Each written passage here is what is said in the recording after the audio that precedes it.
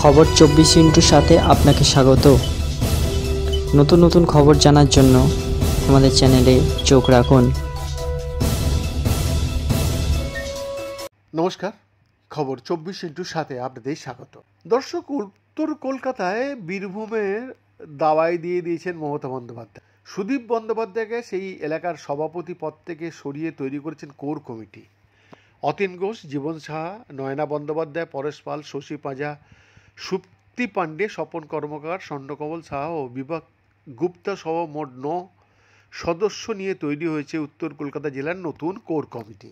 কিন্তু হঠাৎ করেই কেন এই সিদ্ধান্ত, তা নিয়ে নানা মহলে চলেছে কল্পনা আর জল্পনাও বটে। এককালে এই জেলার সভাপতি পদের জন্য প্রকাশ্যে সংঘর্ষে নেমেছিলেন সদ্য অপসারিত সুদীপ বন্দ্যোপাধ্যায় ও বিজেপিতে যাওয়া তাপস রায়।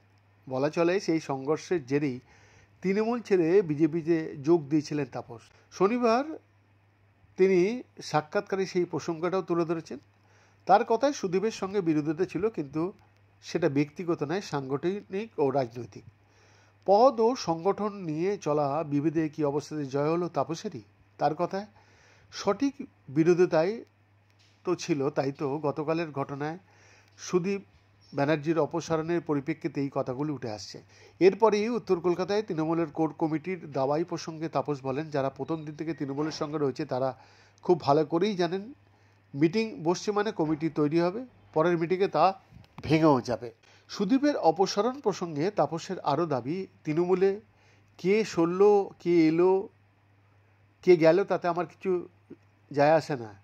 এককালে সবার মতো আমি তৃণমূলে যোগদান করেছিলাম, কিন্তু নানা কারণে আমি সেই দল ছেড়ে দিয়েছি। ওখানে যোগ্যদের মূল্য নেই, যার জন্য অরাজনৈতিক ব্যক্তিদের নানা পদে বসিয়ে রাখা হয়েছে। এমনকি যারা রাজ্যসভায় গিয়েছে, যারা লোকসভায় গিয়েছে, তারা অনেকেই বাংলারই নয়। বৈদ্যনাথ দাসের রিপোর্ট, খবর 24/7।